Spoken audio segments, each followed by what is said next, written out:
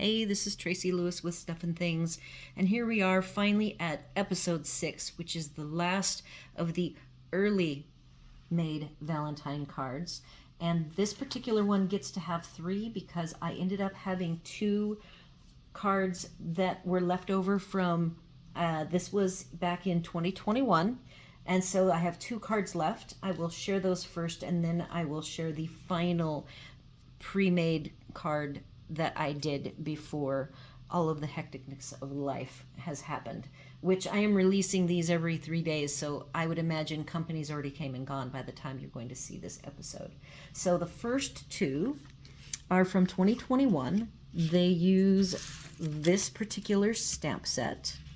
There was a pre-made piece of like a focal with the envelope or with the mailbox, and I want to say I believe I can even legally do it because the new catalog is live. I just want to say that year over year you will see things pop up time after time. Things kind of cycle in and out, and I want to share with you the current catalog's version of that mailbox. I don't know what I'm looking in the back here, and I could have pre-flagged it. Here we go. It's called Sending Love, page 11. So, page 11 of your catalog. This is the current version with some examples here.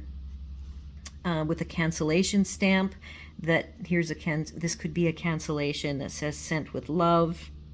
Love those cute little fat hearts and that heart. The die set that coordinates with it does have the folded envelope as well as the mailbox, and the mailbox kind of has this 3D fold over, so probably so you can put things in it. So I just want to give a shout out to the Sending Love bundle, new in the catalog, that just so happens to coordinate with a few of my last cards I've made. I don't have any more of the envelope pages. I just have the card bases, 2 different ones.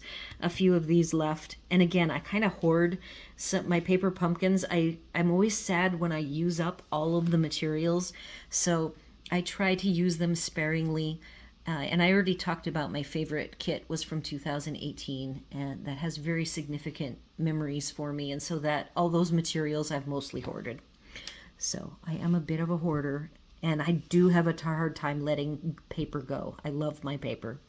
All right, so the gold foil of the hearts and the flower here are pre-stamped on this little card, this little focal piece. Same with the flag for the envelope. I did put the edges with Poppy Parade.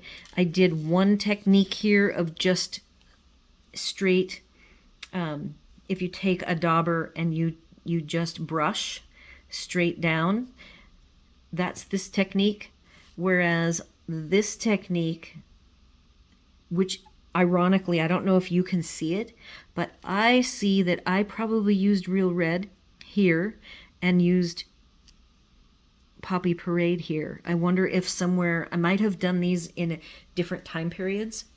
I also can see on this card here that the technique I used for stamping this was brushing horizontally, so you get a more smooth application instead of a stippling. So when you go straight back and you make a flicking motion, you get stippling. If you go horizontal, you're going to get nice softer lines with a harsher line where the ink hits the most, which is on the very edge. So I hope that makes sense. And again, oh, I did the love. This one I did not decide to go ahead and edge, where I edged this love. I can tell you that the cardstock here was probably still some Whisper White. Back in 2021, I think that was where the changeover started for Whisper White. And, you know, I had like 2 or 3 packs of it because I always have to have some on hand. So I can see a difference in the color of the paper on the love and this mailbox is different than in the background. So I thought that was very interesting. And then I see that for this background, I used the sheet metal, hammered metal. I don't know what that was called back in the day. So then I just made them at jaunty angles, and I used the X's and O's and the flower element as the background. And I bet you if this was able to be taken apart, that I made this background stamped Whisper White probably in, I always try to do some stamping, and back 3 years ago I pretty much did some basic stamping in every kit alternative video. So somewhere back here is some words probably. I probably used Sending Love Your Way, which is actually still to this day one of my favorites. Then I did some Hobby Lobby. Stampin' Up! Never had this gold baker's twine, and I've had the Hobby Lobby baker's twine for many years. These little black scallops are little strips that were provided in the kit. I see that I did decorate using the pink for Everything Fancy sequins that came with sequins, pearls, and some little rhinestones. And I might have put these on later, like last year or the year before, because the Everything Fancy sequins are not that old. Over here, I used that really thin black, less than even 1/8, probably 1/8. Made a little simple bow, and then I added a white glimmer. We've had that over the years. It comes and goes. And again, I used the For Everything Fancy sequins. Let's see what's on the insides. I haven't even checked these. Oh, this is a Post-it that I probably ended up not using. Just a generic. We use Post-it notes. So here, a tip. Seems like every episode I do when I'm going through these old cards, I think of tips to give you. My husband insists that these cards that I make and then we give away should be re-giftable. I know many people tell me, oh, I put your cards that you make, they're so beautiful, I put them in my Keep Forever box. But I actually would be more than happy to see them be carried forward and then re-gifted over and over again. So to encourage that, we use sticky notes. So I don't write a message necessarily in my card. I will either, when I was traveling, I would do pre-made notes that were typed up so it could be really small, and I could put like a whole bunch of information of, here's what we're doing, here's where we're at, and, the excitement and highlights of traveling around the US full-time. So that worked really well then with the sticky notes, and then the insides of the cards could be clean. But what it means is that this had a sticky note and I need to stamp this one. So I'm going to set this right here to be stamped, and then let me see what's in this one. This one doesn't have a sticky note, so it wasn't designated in the pile to go that year. And here's the mixed hearts and flowers.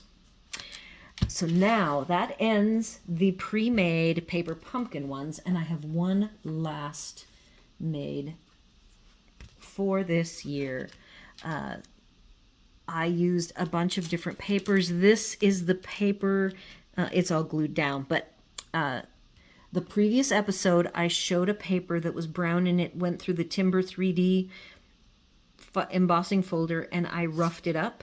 This is what it looks like. This is from the One Horse Open Sleigh paper, and this is what it looks like, not roughed up. So it's just a mottled dark brown, beautiful. And I had an extra strip, and here I even decided on this side to go ahead and run through the labels. Aglow dies has a nice long horizontal with looks like falling snow, and so, but they're all these little dots. So I know that initially that particular die set I was not too keen on. I do love the two labels. So it has a long rectangular label, and then it has a squattier label, and that's really why I bought it.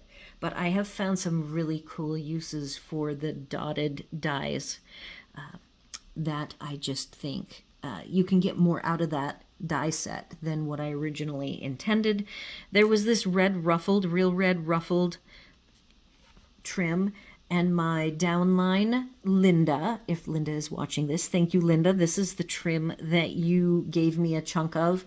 I like to send out little regular cards that have some supplies in them to my downline and my upline and other crafting buddies that I know, and even my customers get thank you perks that have little chunks and little baggies full of the various blings, just to give people something different to add to their cards that they don't maybe own and they don't want to have like a full package of.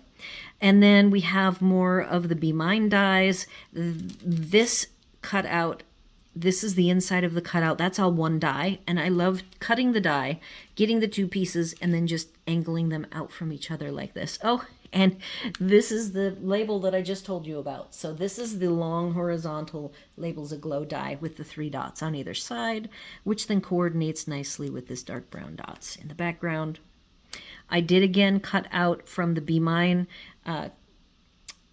group of hearts this little outline of the heart, cutting very carefully because I can't even see where it would have been joined with the other heart. So I have one up above and one down below, and then here's little hearts. These 3 hearts are the insides. This one down here is not popped up. These 2 are popped up. 3 little sequins from the natural adhesive backed sequins that are in the current catalog. And this particular die cut is, there's an edge, scallop edge border, and I will dig out what set that is, and I just cut it on both sides. This paper, I believe, is the Sweet Talk paper that has really cute candies on one side. Yeah, so this has the, if you can see, this has the cute candies on one side, and then it has the kind of the variegated pink on the back side. Then I have the Sweet Talk vertical stripes, my absolute favorite paper from that pack, aside from the candies and heart-shaped lollipops. And then on the white, I used the, oh, what's it called? Splats. It's not, it's like splotches and something else. And it is a half-size embossing folder, of which I believe it's retired. If it is available, I will put it up on the supplies list. So anything you can get here from on this that is current, I will put up for you. The Happy Valentine's Day is from Country Bouquet, which is current. And you'll notice that this was this vertical lined embossing look is on a half width, and I only did half of the white because I left the left side smooth. So for how simple this card is, there's actually a lot of layers here. And then I again did double bow, simple with vertical wrapping, double wrapped, and a real red matte on a white base, and then the inside has our hearts. Phew! And then I have one extra one of these, and it's Poppy Parade, but you know, it's close enough that I will probably just pop this into one of these Poppy Parade envelopes. And what this means for me, if I want to, I have actually been mailing out so many cards these days that I do mail labels. But on these red, I have like 5 of these red envelopes. I will probably handwrite in white gel pen the return address and the sending address. It's just, I really like to write out envelopes. It's one of my favorite things to do. So that concludes episode 6 and the cards that I pre-made for the busy time, the end of January, well, middle of January and the beginning of February. I have company. And I hope I'm giving you guys enough time to get ideas for these cards that you can kind of dig through your supplies and see what you can put together to make some wonderful Valentine cards. I hope everybody's having a great January. Hope the weather is being kind to you. We've just had a couple of weird storms. It's been the coldest, wettest Florida for me in the, this is my 3rd winter. And this has been by far the coldest and wettest. So do all the YouTube things, like, share, comment, and subscribe. And as always, thanks for watching.